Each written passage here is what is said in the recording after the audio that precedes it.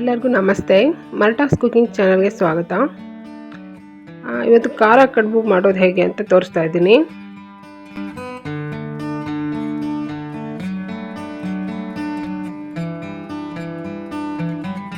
ತುಂಬ ರುಚಿಯಾಗಿರುತ್ತೆ ಖಾರ ಕಡುಬು. ಇದ್ರ ಜೊತೆಗೆ ನಾನು ಬೆಳ್ಳುಳ್ಳಿ ಚಟ್ನಿ ಮಾಡಿದ್ದೀನಿ. ಬೆಳ್ಳುಳ್ಳಿ ಚಟ್ನಿ ನಾನು ವಿಡಿಯೋ ಮಾಡಿದ್ದೀನಿ. ಇದರ ಲಿಂಕ್ನ ಡಿಸ್ಕ್ರಿಪ್ಷನಲ್ಲಿ ಹಾಕಿದ್ದೀನಿ, ಚೆಕ್ ಮಾಡಿ.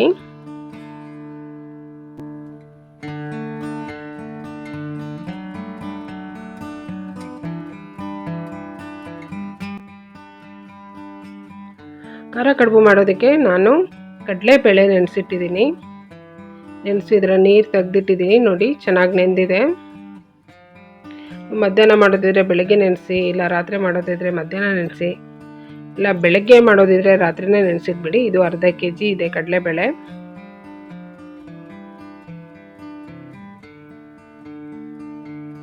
ಇದಕ್ಕೆ ಮಸಾಲ ರುಬ್ಕೊಳ್ತೀನಿ. ಮೊದಲಿಗೆ ನಾನು ಒಣಮೆಣಸಿಕಾಯಿ ತೊಗೊಂಡಿದ್ದೀನಿ. ನೀವು ಬೇಕಿದ್ರೆ ಹಸಿಮೆಣಸಿಕಾಯಿ ಹಾಕ್ಬೋದು. ಹಸಿಮೆಣಸಿಕಾಯಿ ಹಾಕಿದ್ರೆ ಇನ್ನೂ ಚೆನ್ನಾಗಿ ರುಚಿ ಇರುತ್ತೆ.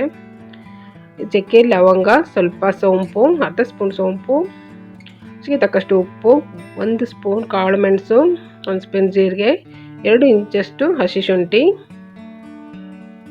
2 ಇಂಚಷ್ಟು ಚಕ್ಕೆ, 8 ರಿಂದ 10 ಲವಂಗ ಹಾಕಿ ನಾನು ಮಿಕ್ಸಿಗೆ ಅರಿಶಿನ ಮತ್ತು ಹಿಂಗು ಹಾಕ್ತಾಯಿದ್ದೀನಿ. ಹಿಂಗು ಪುಡಿ ಇದು. ಇದಷ್ಟನ್ನು ಮಿಕ್ಸಿ ಮಾಡಿ ಕಡಲೆಬೇಳೆ ಜೊತೆಗೆ ಮಿಕ್ಸಿ ಮಾಡ್ತೀನಿ. ನಾವು ಕಡಲೆಬೇಳೆ ವಡೆಗೆ ಮಿಕ್ಸಿ ಮಾಡ್ತೀವಲ್ಲ, ಆ ರೀತಿ ತರಿಯಾಗಿ ಮಾಡಿ ಮಸಾಲ ಜೊತೆಗೆ ಕಡಲೆಬೇಳೆ ಮಿಕ್ಸಿ ಮಾಡಿದ್ದೀನಿ. ಈಗ ಮಿಕ್ಸಿ ಮಾಡಿರೋ ಕಡಲೆಬೇಳೆಗೆ ಹಾಕೋದಕ್ಕೆ, ಮಿಕ್ಸ್ ಮಾಡೋದಕ್ಕೆ ಸಣ್ಣಗೆ ಹೆಚ್ಚಿರೋ ತೆಂಗಿನಕಾಯಿ, ಕರಿಬೇವಿನ ಸೊಪ್ಪು, ಕೊತ್ತಂಬರಿ ಸೊಪ್ಪು ಮತ್ತು ಈರುಳ್ಳಿ, ಕೊತ್ತಂಬರಿ ಸೊಪ್ಪು ಜಾಸ್ತಿ ಹಾಕಿ ಈಗ ಇದ್ರ ಜೊತೆ ಕಡಲೆಬೇಳೆ ಜೊತೆ ರುಬ್ಬಿರೋ ಕಡಲೆಬೇಳೆ ಮಸಾಲ ಜೊತೆ ನಾನು ಮಿಕ್ಸ್ ಮಾಡ್ತೀನಿ.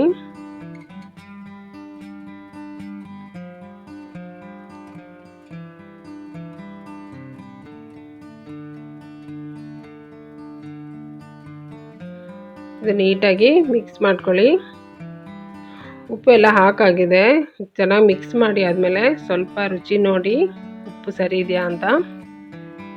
ಈಗ ನೋಡಿ, ಇದು ಅಕ್ಕಿ ಹಿಟ್ಟು ನಾವು ಯಾವ ಥರ ಮಾಡ್ತೀವಿ ಅಂದರೆ, ಅಕ್ಕಿ ನೆನೆಸಿಟ್ಬಿಟ್ಟು ಮಿಕ್ಸಿ ಮಾಡ್ಕೊತೀವಿ. ಸ್ವಲ್ಪ ಉಪ್ಪು ಹಾಕ್ಬಿಟ್ಟು ರುಚಿಗೆ ತಕ್ಕಷ್ಟು ಮಿಕ್ಸಿ ಮಾಡಿರೋದು. ಮಿಕ್ಸಿ ಅಥವಾ ಗ್ರೈಂಡಲ್ಲಿ ಮಾಡೋದಕ್ಕೆ ಚೆನ್ನಾಗಾಗುತ್ತೆ. ಇಲ್ಲ ನಿಮಗೆ ಇದು ಬೇಡ ಅಂದರೆ ಮಾಮೂಲಿಯಾಗಿ ಅಕ್ಕಿ ಹಿಟ್ಟನ್ನು ಮುದ್ದೆ ಮಾಡಿ ಚೆನ್ನಾಗಿ ಸಾಫ್ಟಾಗಿ ನಾದ್ಕೊಂಡು ಈ ರೀತಿ ಒಂದು ಒಳ್ಳೆ ಬಟ್ಟೆ ಮೇಲೆ ಈ ರೀತಿ ಮಾಡ್ಕೊಂಡ್ರೆ ನೋಡಿ, ಅದು ತೆಗಿಯೋದಕ್ಕೆ ಈಸಿ ಆಗುತ್ತೆ.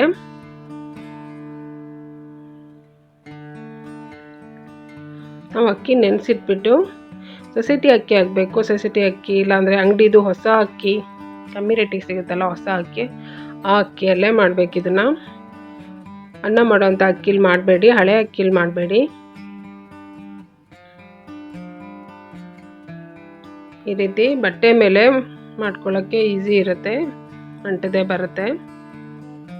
ಸ್ವಲ್ಪ ಕೈಗೆ ಎಣ್ಣೆ ಹಚ್ಕೊಂಡು ಈ ರೀತಿ ಮಾಡಿ. ನಾವು ಅಕ್ಕಿನ ನೆನೆಸಿಟ್ಬಿಟ್ಟು ರುಬ್ಕೊಂಡು ಅದರಲ್ಲಿ ಮಾಡ್ತೀವಿ.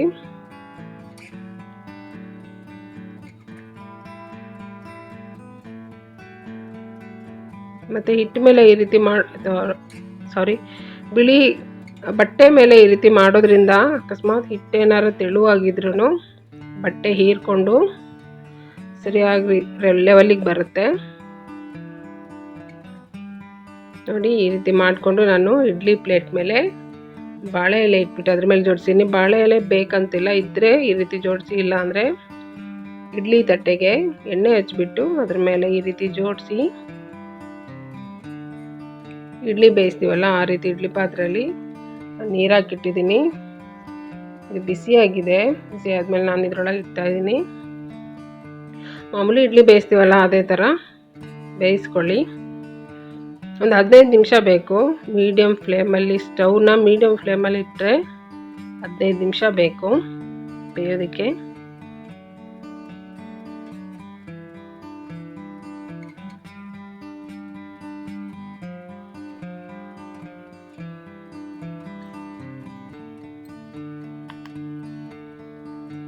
ಈಗ ಆಗಿದೆ ನೋಡಿ, ಇದು ಬೆಂದಿದೆ.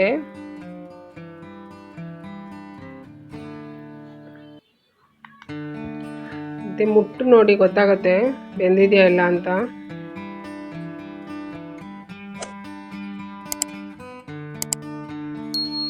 ಖಾರ ಕಡುಬು ರೆಡಿ ಇದೆ ನೋಡಿ. ರುಚಿಯಾದ ಖಾರ ಕಡುಬು ರೆಡಿ.